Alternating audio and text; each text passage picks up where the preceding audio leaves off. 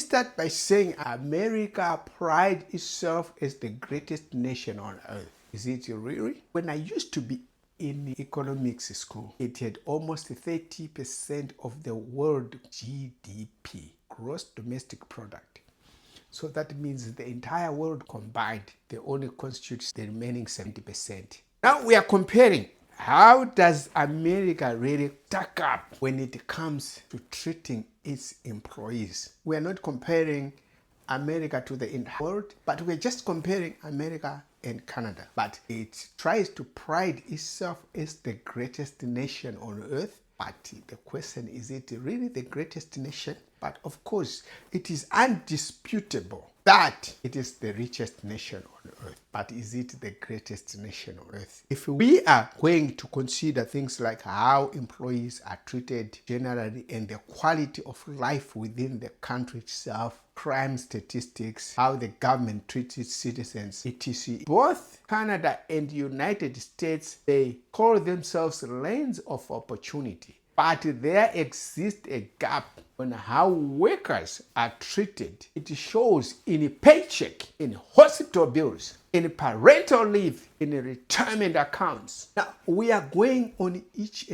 items. We have itemized which I'm going to compare USA to Canada. Let's start by universal health care. Canada has universal health care that each citizen and permanent residents, regardless of their employment status, are entitled to. If I get sick today, I'll just walk into a hospital, walk into a clinic, walk in any medical practice, whether it's a private medical practice, present the healthcare card and get treated. No questions asked. Let's look at United States. In USA, there are 27 million people who are uninsured. That's like a population of certain countries. And that's more than half the population of this country, Canada. And millions more underinsured. Serious illness or unexpected hospitalization can mean financial ruin. And that's in the United States. So we have 57 million uninsured, millions which are underinsured.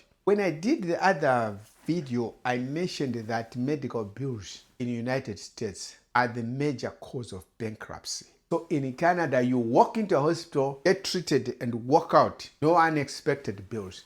And now the next item we are going to look at is paid parental leave. In Canada, we have up to 18 months of combined maternity and parental leave through employment insurance with being a biological or an adoptive parent. You are eligible whether you are a biological parent or an adoptive parent.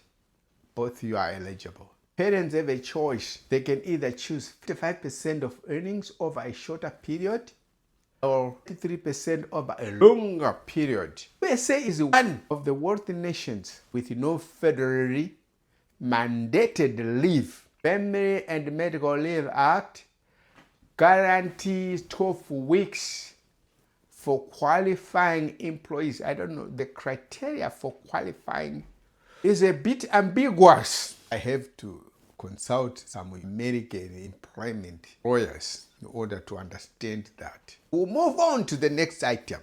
The third one which we are going to look at is minimum wage standard. In Canada, minimum wage has been raised tremendously in the last 10-15 years. Here in Ontario, where I am a resident of, it's $18. In British Columbia, they've pushed it even higher. However, let's look at the United States. Minimum wage is federally regulated in the United States, and in the last 15 years, since 2009, it has remained at $7.25 per hour. $7.25, just like $10.50 Canadian dollars. Here in Ontario, where I am, the minimum wage is $18 an hour, $18 Canadian.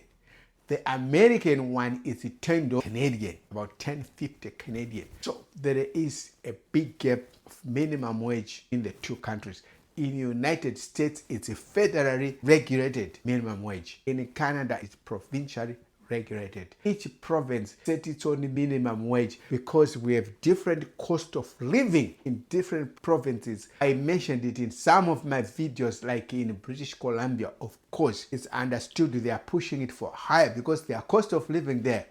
Let's move on comparing the greatest nation on earth with Canada. Let's look at paid vacation and statutory holidays. In Canada, employees are entitled to a minimum of 2 weeks paid vacation after a year, 1 year with an employer. That entitlement, the vacation weeks, grows up 3 weeks after 5 years or 6 years. So this is the minimum you can go as per laws require.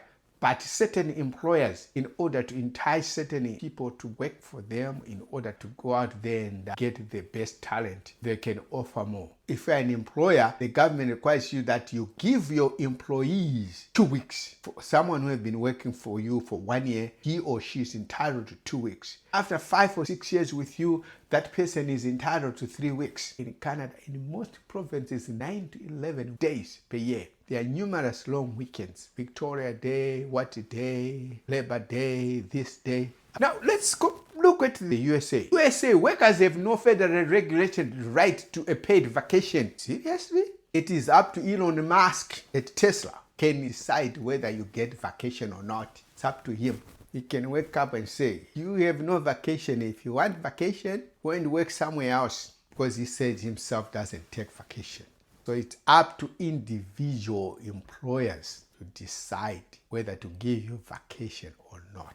So the next item, we are looking at employment insurance or unemployment benefits. In Canada, eligible workers are entitled to 55% of average weekly earnings up to 45 weeks. You lose your job for no fault of your own. You are entitled to 55%. There is a waiting period, which you wait for benefits, they kick in, and you'll be getting 55% of your average weekly earnings, what you were making prior to being let go. And you get that up to 45 weeks. This employment insurance, it also covers illness, caregiving, and seasonal work. I have a friend or an acquaintance, he does cables for certain telecommunication company. They have to dig down to do some cables. That now can only be done in summer, starting from the spring, when the snow has melted. And they start digging and laying underground cables. And they can only do that up to the fall. Once the snow hit the ground, they cannot continue. And in that case, they go on EI, employment insurance. So they get unemployment benefits the whole of winter, 6 months of the year. They'll be sitting and lying on their couches and collecting employment insurance because the weather doesn't permit them to continue with their work. Canada is a great country. It's a great country on earth. And now, let's look at the United States. The employment benefits, it's a patchwork. It's piecemeal. It varies from state to state. Benefits, eligibility criteria, and the duration limits, they are all regulated by state. Depends which the state you are in. Benefits, barely cover living expenses. That's the sad story of USA. So now ask yourself, is USA the greatest nation on earth? Does it offer the quality of life which one can envy? Let's look at the next issue. Workplace safety and protection. In Canada, workplace safety is a serious business, both federally and provincially levels. We have a robust inspection regime and enforcement. Workers have the right to refuse unsafe work without fear of losing their job. I'm not going up the ladder there. There's live wires over there. I cannot do that.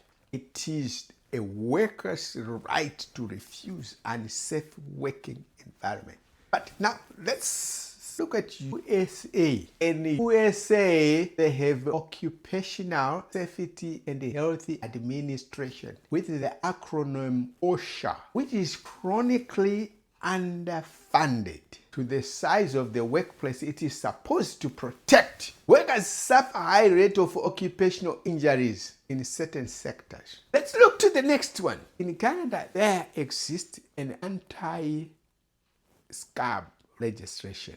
In Quebec, in British Columbia, they have a long-standing anti-scab legislation. What does this mean? That means if the employees are on a legal strike and the employer cannot go out and hire temporary workers to keep his company going, and this gives leverage to collective bargaining at federal level. Anti-scab was introduced in 2023 and then it passed in 2024 and it came in force in 2025. Now it's like we have these two provinces which have had this anti-scab legislation. That means employers cannot go out and look for temporary workers while his or their own workforce is on legal strike. That was Quebec and British Columbia. Now, federal looked at it and said, now we can make this federally regulation. It seems like it's a good deal for workers. We need to protect our workers more.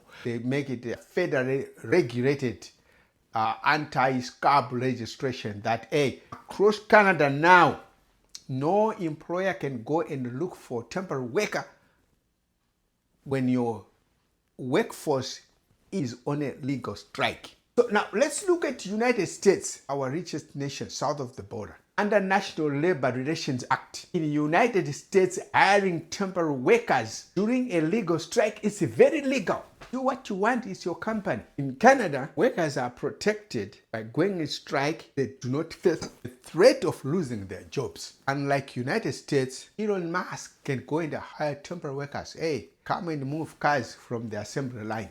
Now, let's look at the next item. Unionization and collective bargaining. In Canada, we have unionization of 30%. In the United States, only 10%. Shame on you Americans. Next item we are looking at is prescription drug cost in Canada and the United States. In Canada, prices of drugs, medical drugs, are regulated through a patented medicine price review board. In the United States, they pay the highest prescription drug prices in the developed world. So would you rather be in Canada or United States? Let's look at the next item. Pension and retirement. In Canada, we have CPP, Canada Pension Plan, a retirement plan which is regulated by the government. As soon as you start working, starting even when you are working as a teenager, start paying into CPP. The money is collected by your employer and it's earnings based,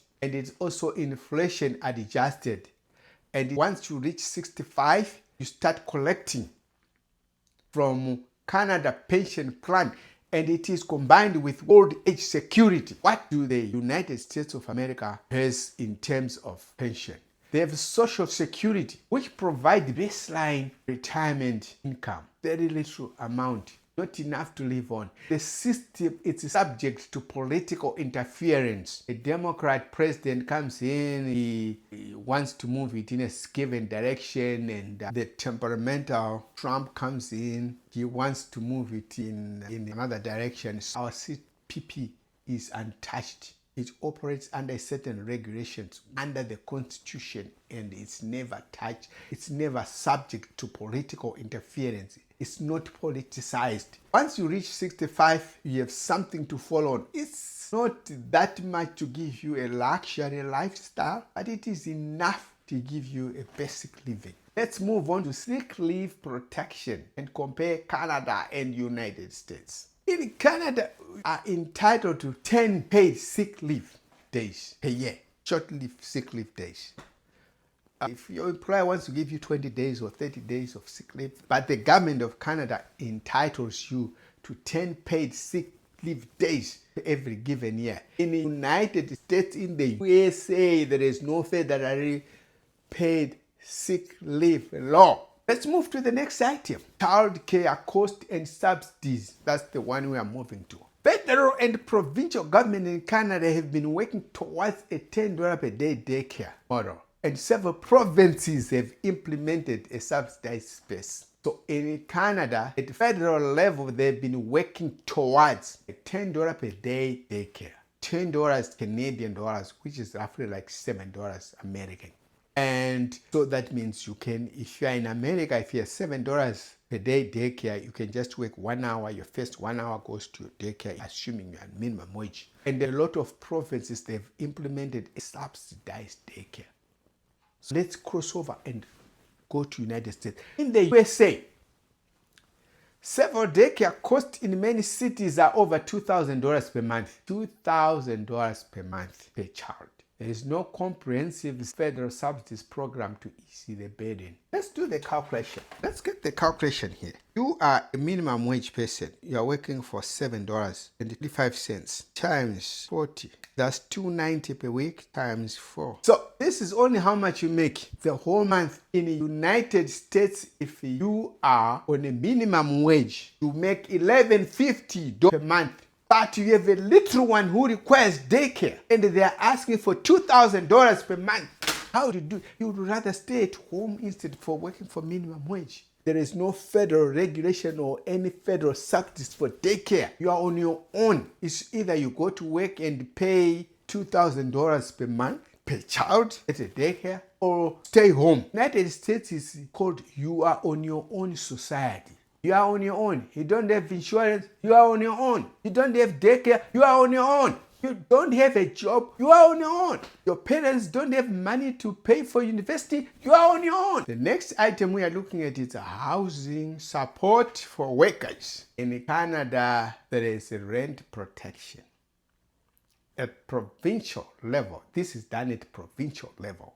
In Ontario, the rent is capped. You can't increase your rent for over 3%, and in order for a landlord to evict you, requires some significant notice before he can evict you, up to 3 months. This is rent protection. Although from an economic point of view, I have qualms with this, I have concern with this, because we have shortages. My position from an economist point of view is the burden or the cost of building rental units. Encourage more players to come into the industry, build more units. We increase the supply. Demand will remain constant because the population is not increasing rapidly. The economy is not increasing rapidly, right? And that will drive the price down. I'm not a big fan of these controls, of this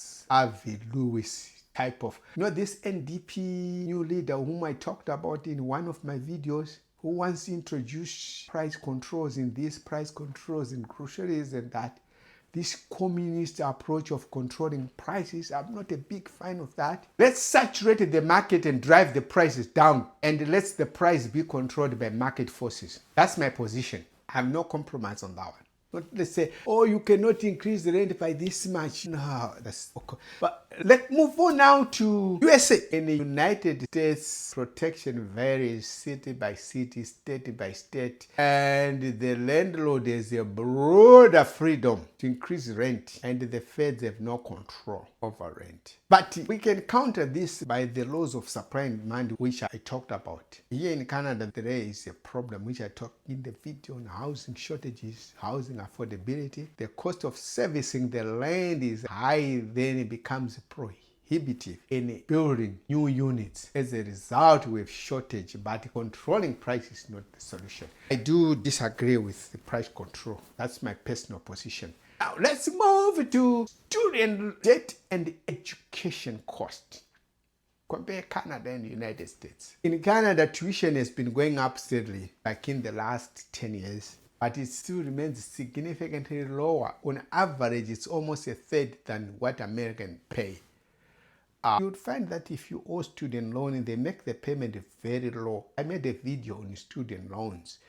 Here in Canada, you pay over a long period. I paid mine over a period of 10 years. You borrow the money from the province. The province charges interest on the money borrowed. However, you go on the student loan website, you print the receipt of the interest you were charged on the money which you have already paid for that particular year. The previous year, say if you are doing the taxes for 2026 and 2027, whatever the interest you have paid, you print that, you claim the interest from the federal government. They will reimburse you the interest. This is how it is done in Canada. Let's look at United States. Let's compare United States. Student loan is almost 1.7 trillion out of 197 countries in the world. More than 3/4 of these countries, they have gross domestic product which is below this amount which is owed by students, especially these third world countries. They have gross domestic product which is below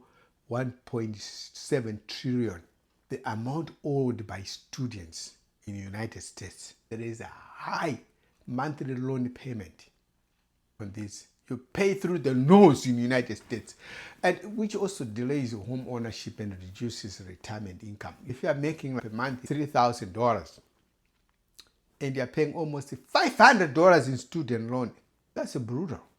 How can you survive like that? The next one, severance pay requirements. In Canada, employment laws, both at the federal and at the provincial, requires that an employer gives you a reasonable notice and pays you an amount in lieu of notice when terminating you as a non-unionized employer. Their severance, which you are entitled to, gives you reasonable notice. Sometimes, depending with how many years you have worked, and also depending with what age. They also look into the employment, it varies. The employment law looks at how old you are and how many years you have. Say you have worked for an employer for 20 years and or 15 years. Let's say 15 years hypothetically, and you are over 50. So they will look whether the possibility of getting another employment, how easy for you to get another job. There are certain variables which they take into consideration in determining how much severance pay you can get in Canada. But let's look in the United States, south of the border, the greatest nation on earth. An employer in the United States, they have a law called employment at will. What this entails is employer can let anyone at any time let go and owe you nothing. Elon Musk can wake up and say, I didn't like the way John smiled at me yesterday. I'm letting him go today, and he owes you nothing. You would rather go and give people $1 million to vote for Trump rather than give severance package to his employees. You are at the whims and caprices of your employer. If you are in the United States, there is no protection from the government as to protect you as an employer. So in closing, USA has the largest economy, about 50% of the global gross domestic product, GDP. And there are more economic opportunities in the United States. More economic opportunities as compared to the rest of the world, but there are no safety nets and you can easily fall through the cracks. Here is an iron, if not a paradox. The United States is the richest country on earth, but they have the highest rate of homelessness per capita than any other developed nation, if not even compared to third world countries. And also, another, USA has a very high crime rate than any other developed country. The last time when I was looking at the crime rate, it was said that Los Angeles in California